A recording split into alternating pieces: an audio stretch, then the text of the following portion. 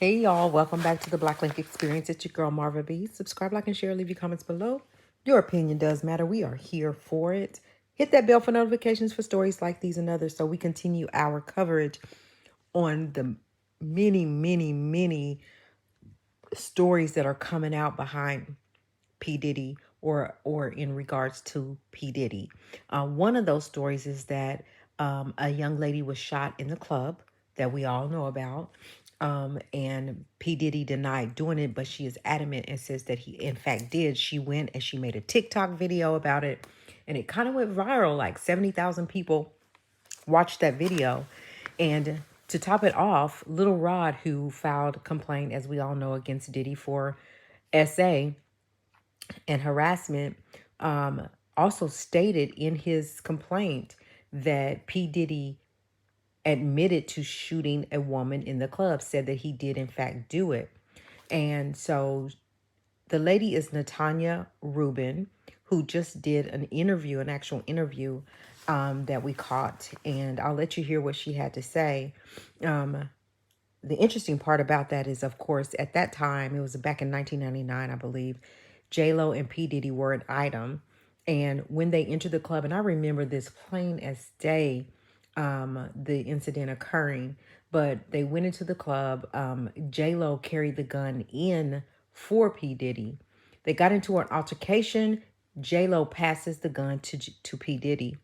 Natanya was said that she stood there and she watched the entire thing play out, and she told her friends, looked at them and told them, be careful, they have guns. And when she turned back around, she saw the muzzle of the gun and felt the pressure from the gunshots, and she still has 9 bullet fragments in her face.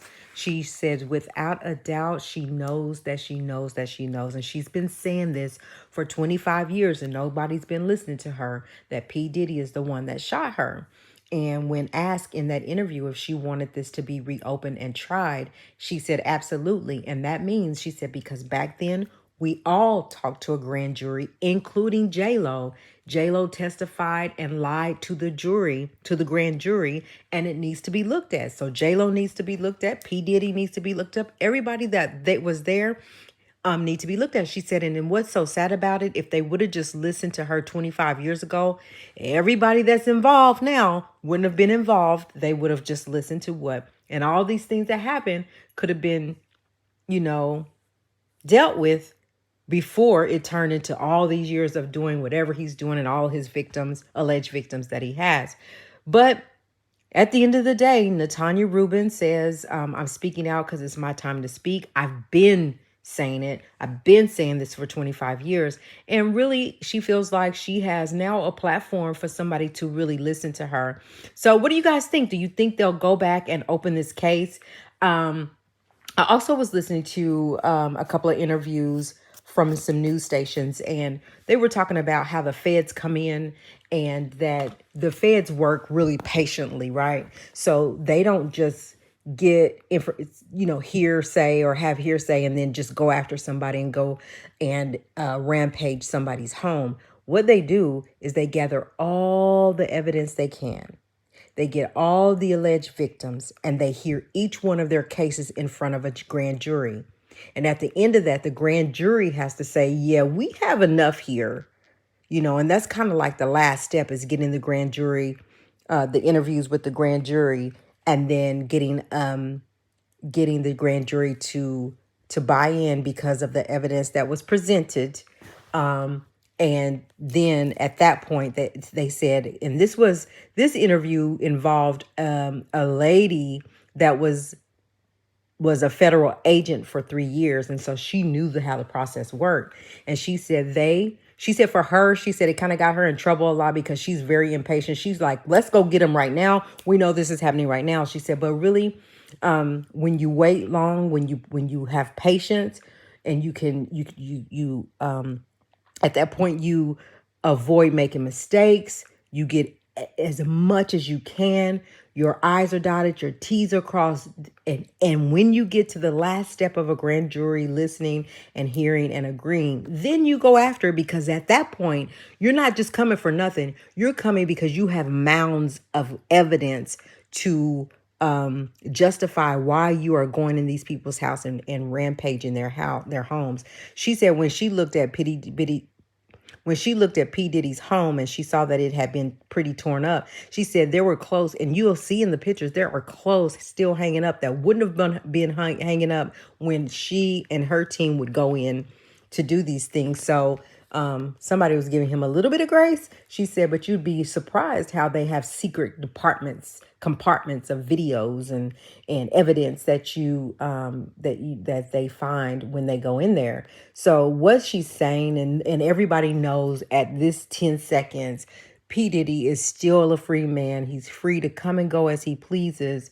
But that when something like this happens, usually an indictment is next because they have everything they need for an indictment to come, whether that's indicting P. Diddy, whether that's indicting people that were around him.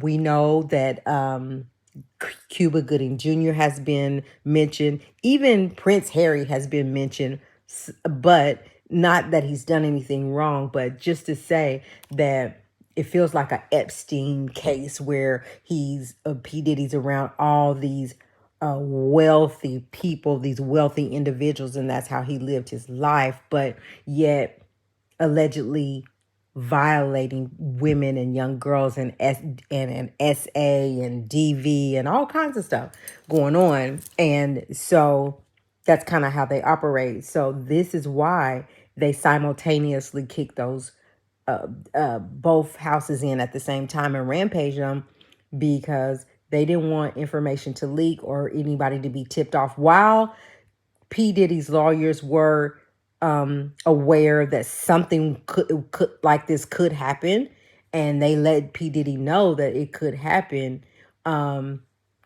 They didn't know when or anything like that, so they did it at the same time because they didn't want evidence to be tampered with.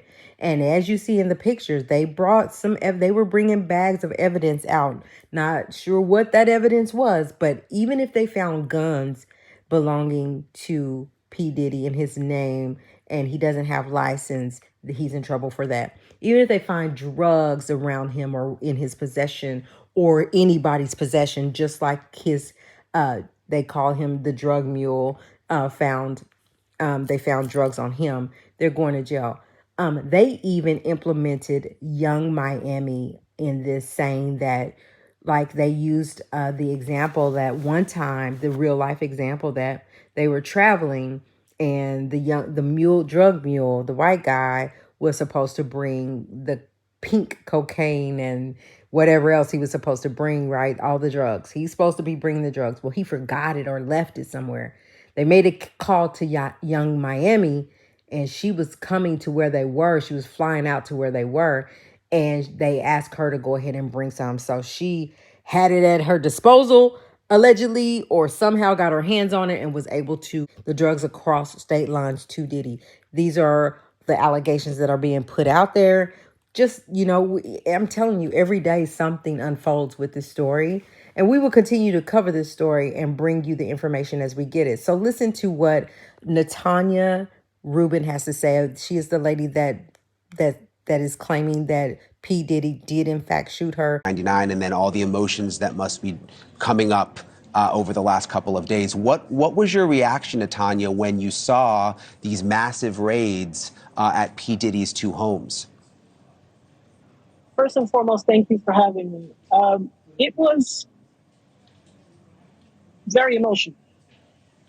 In short, it was extremely emotional because it was basically it marked 25 years, a quarter of a century since this occurred. And I've had to relive this over and over again, intermittently in that time. So when I saw it, it was very cathartic because I finally felt like justice would be done. Justice would be mine and belong to all of his victims. Yeah, and you have said since really right after the shooting that it was P. Diddy who shot you. I mean, I think you even said it to the doctor that night, right? I said it immediately. I literally watched them pull out the guns. I've had a clear point of view. I mean, for God's sake, I got shot in my nose. I was facing them directly. I watched everything occur. and have described it, vehemently to all parties involved. I think in our society, we have respectability politics. There are people who want to be adjacent to power or celebrity or money, and there's a hierarchy of respectability.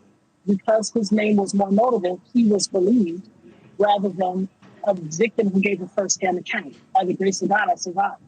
Yeah, and this was also a different time. I mean, things were very, very different in 1999. I mean, did you sense right from the beginning that no one believed you? Well, I don't think that was on my mind. I think first and foremost, I'm a mother. I'm a mother of 3. At the time, I was a mother of 2. And just surviving and getting home to my children was of the utmost importance to me. Being whole and being able to mother them. That was, primary on my list. I didn't have any reason to believe that to think that someone would not believe me. But as things unfolded, it was a very short period of time where I realized that's what in fact was happening. So, as I mentioned, Diddy has denied being the one who pulled the trigger. Rodney Jones, also known as Little Rod, and there's a very interesting quote from his lawsuit that relates back to you that I want to read because it sort of ties all of this together. And it says, Jones claims in the lawsuit, Mr. Combs shared that he was responsible for the shooting in the nightclub in New York City with rapper Shine. He shared that artist and Mr. Combs' girlfriend at the time, Jennifer Lopez, aka J-Lo, carried the gun into the club for him and passed him the gun after he got into an altercation with another individual. So now you have Little Rod in this new lawsuit saying that Diddy told him that he actually was responsible. I mean, what did you think when you read that? Well, I was incensed for a number of reasons. First and foremost, for the past quarter of a century, he's vehemently denied that he was responsible, even though I knew wholeheartedly, and as so many others who were in the club that night, we all knew he was responsible. A lot of people were afraid for their safety, justifiably so. I mean, the history that has occurred in the last 25 years proves that they were justified in being afraid. But I wasn't afraid. I wasn't afraid because I still I have 9 bullet fragments remaining in my face. So when I saw that count 128, that's actually count 128 of the lawsuit. When I saw that on a podcast that was analyzing all of the counts, I knew I had to speak. I had no intention of going viral. I was just getting it out of me. I have a mantra, having my say. There was a time a few years ago where I had a talk radio show called Having My Say. And that's very important to me. I believe everyone is entitled to have their say. Far too often we don't hear people or listen. And so I just wanted to get it out of me because it was like an audible, deep breath that I needed to take. And I made the TikTok video not expecting it to go viral, and I could not believe it.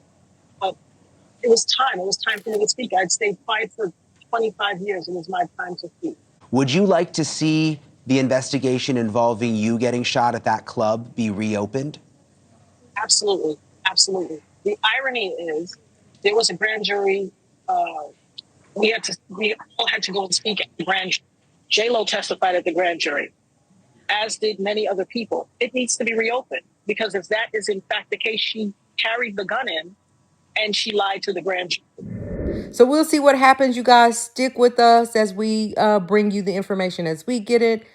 This is the Black Link Experience. Subscribe, like, and share. Go over to IG and follow us at Black Link Magazine. Follow us, you guys. If you have any information that you want to share with us, email us info.blacklinkmag1@gmail.com.